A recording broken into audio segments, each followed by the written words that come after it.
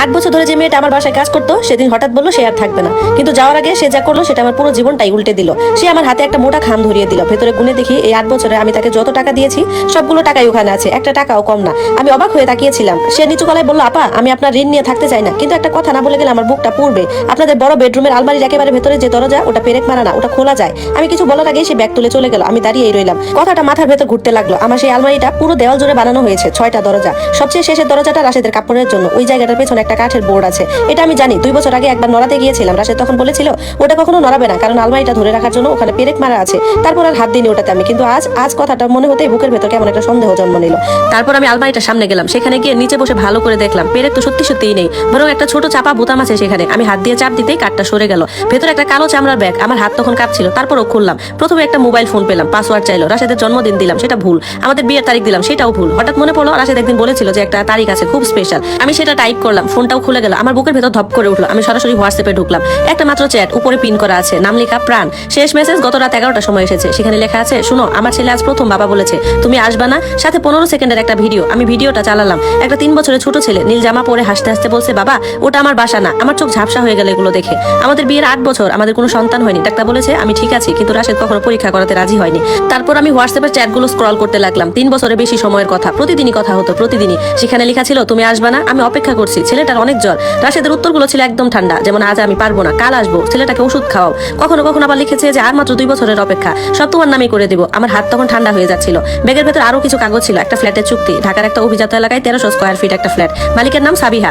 Bank statement, প্রতি মাসের 10 তারিখে 50,000 টাকা ট্রান্সফার হয়। 4 বছর ধরে একবারও বাদ যায়নি। ছোট একটা বক্সও ছিল, ভেতরে একটা সোনার চেইন। কার্ডে লেখা ছিল, শুভ জন্মদিন সাবিহা। আমার নাম তৃষা। সে কখনো আমাকে এইভাবে ডাকে না। সবকিছু আগের মতোই রেখে দিলাম। কাপড়গুলো গুছিয়ে দিলাম। তারপর নিচে এসে সোফায় বসে রইলাম। ঘড়িতে তখন 3টা 17 বাজে। রাশেদ বলেছে রাত 9টায় আসবে। 8 বছর ধরে সপ্তাহে 4 দিন ও বাসায় খায় না। আমি ভাবতাম হয়তোবা ব্যবসার কাজে ও অন্য কোথাও খেয়ে নেয়, কিন্তু আজ বুঝলাম সে অন্য একটা বাসায় যায়, অন্য একটা জীবনে যায়। রাত 9:30 সে বাসায় এলো। তার মুখে হাসি। আমি স্বাভাবিক গলায় বললাম, খেয়ে এসেছো? সে বললো হ্যাঁ। আমি তাকে বললাম, তোমার জন্য মাছ রেখেছি, কাল খেয়ে নিও। ও বললো আচ্ছা ঠিক আছে, এই বলে উপরে চলে গেল। আমি নিঃশ্বাস আটকে রাখলাম। সে আলমারি খুললো। এক মুহূর্তের জন্য তার হাত সেই বোতামের কাছে গেল। আমার বুকটা থেমে গেল, কিন্তু সে কিছু বুঝলো না। কাপড় রেখে বাথরুমে ঢুকে গান গাইতে লাগলো। আমি বহু বছর পর তাকে গান গাইতে শুনলাম। পরদিন সকালে সে তাড়াতাড়ি বের হয়ে গেল। আমি ফোন করলাম আমার পুরনো বান্ধবী নাদিয়াকে। সবকিছু খুলে বললাম। তারপর সে বলল, তুই কিছু বুঝতে দিবি না, আগে সবকিছু জেনে নে, আমি সব ইনফরমেশন নিয়ে তোকে জানাবো। তারপর দুপুরে সে আমাকে মেসেজ দিল। মেয়েটার নাম সাবিহা, বয়স 27 বছর। আগে তোমার স্বামী রেস্টুরেন্টের ম্যানেজার ছিল, 6 মাস কাজ করে ছেড়ে দেয়। তারপর 3 মাসের মধ্যে ওই নতুন ফ্ল্যাটটাতে উঠে। গাড়ি, টাকা সবকিছুই রাশেদের। আর ছেলেটার জন্ম হয় 4 মে 2019 সালে। এইসব শুনে আমার চোখ দিয়ে পানি পড়ছিল, কিন্তু কান্নার চেয়েও বেশি কষ্ট হচ্ছিল অপমানটা। আমি যে মানুষটার পাশে দাঁড়িয়ে তার ব্যবসা দাঁড় করালাম, নিজের গয়না বেচে দিনরাত পরিশ্রম করে তাকে প্রতিষ্ঠিত করলাম, সে আমাকে সরিয়ে দিয়ে অন্য জীবন বানিয়েছে। আমি আয়নায় নিজেকে দেখলাম। আমি কি এতটাই অপ্রয়োজনীয় হয়ে গেছি? দুপুর 2টায় আমি গাড়ি নিয়ে বের হলাম। সোজা সেই এলাকায় গেলাম। গার্ড আমাকে থামালো না। আমি উঠে গেলাম। 3 নম্বর বিল্ডিং, 2য় তলা, ফ্ল্যাট নাম্বার 201। দরজার সামনে দাঁড়িয়ে আমার হাত কাঁপছিল। ডোরবেল চাপলাম। ভেতর থেকে একটা ছোট্ট কণ্ঠ, মা কেউ এসেছে। আমার বুকটা ভেঙে গেল। আমি দাঁড়িয়েই রইলাম। দরজাটা ধীরে ধীরে খুলছে। ভেতরে আমার স্বামীর আরেকটা জীবন দাঁড়িয়ে আছে, আর আমি প্রথমবারের মতো নিজের জীবন অতিথি হয়ে গেছি। ভয়েস এন্ড ভিডিও, জান্নাত স্টোরি। দরজাটা ধীরে ধীরে খুলতেই সময় যেন থেমে গেল। একটা মেয়ে, মাঝারি গড়ন, ফ্যাকাশে মুখ, চোখে এক ধরনের ক্লান্তি আর সতর্কতা। দরজার ফাঁক দিয়ে তাকিয়ে আছে আমার দিকে। ওই সাবিহা। আমাদের চোখ দুটো এক মুহূর্তে আটকে গেল। আমি কিছু বলার আগে ভেতর থেকে ছোট্ট ছেলেটা দৌড়ে এসে সাবিহার পায়ের পাশে দাঁড়ালো। তার চোখে কৌতূহল, মুখে হাসি, আর জিজ্ঞাসা করলো, মা এটা কে? আমার বুকের ভেতরটা হু হু করে উঠলো। সাবিহা ছেলেটার মাথায় হাত রেখে ধীরে ধীরে বলল, ভেতরে যাও বাবা, আমি আসছি। ছেলেটা একটু তাকিয়ে ভেতরের দিকে চলে গেল। দরজার সামনে নীরবতা। আমি ঠোঁট ভিজিয়ে বললাম, আমি তৃষা। 1 সেকেন্ড, 2 সেকেন্ড, তারপর যেন সবকিছু বুঝে গেল সে। তার মুখের রং বদলে গেল, কিন্তু সে দরজা বন্ধ করলো না, বরং একটু সরিয়ে দাঁড়িয়ে বলল, ভেতরে আসুন। আমি অবাক হলাম। আমি ভেবেছিলাম হয়তোবা চিৎকার হবে, অস্বীকার হবে, দরজা বন্ধ করে দেবে, কিন্তু কিছুই হলো না। আমি ভেতরে ঢুকলাম। ফ্ল্যাটটা সাজানো খুব যত্ন নিয়ে। দেয়ালে ছবি, সোফার পাশে খেলনা ছড়িয়ে আছে। একটা কোণে ছোট্ট টেবিল, যেখানে রং পেন্সিল আর আঁকার খাতা। এটা একটা ঘর, একটা বাসা, যেখানে সে থাকে আমার স্বামীর সাথে।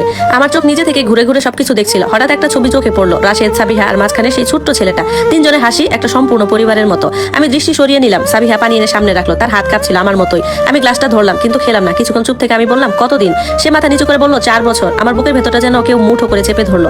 তুমি জানো সে বিবাহিত? আমি তাকে জিজ্ঞাসা করলাম। সে একটু মাথা নেড়ে বলল, হ্যাঁ, প্রথম থেকেই জানতাম। আমি হেসে ফেললাম, একটা ফাঁকা কিন্তু তিক্ত হাসি। আমি তারপর বললাম, তাহলে কেন? সে এবার আমার চোখের দিকে তাকালো। তার চোখে ছিল ভয়, কিন্তু তার থেকেও বেশি ছিল একটা অদ্ভুত দৃঢ়তা। সে বলল, আমি প্রথমে জানতাম না যে আমি প্রেগনেন্ট হবো। যখন জানলাম, সে বলেছিল সবকিছু ঠিক করে দেবে, আপনাকে ছেড়ে দেবে, আমাকে বিয়ে করবে। কিন্তু সে সেটা করেনি। প্রথমে বলল সময় লাগবে, তারপর বলল ব্যবসা ঠিক করতে হবে, তারপর বলল আপনি অসুস্থ, আপনাকে একা ছাড়া যাবে না। ওর কথাগুলো শুনে আমার শ্বাস ভারী হয়ে উঠলো। আমার মাথা ঘুরতে লাগলো। আমি ফিসফিস করে বললাম, আমি অসুস্থ? সাবিয়া চোখ নামিয়ে ফেললো আর বলল, হ্যাঁ, সে তো তাই বলেছিল।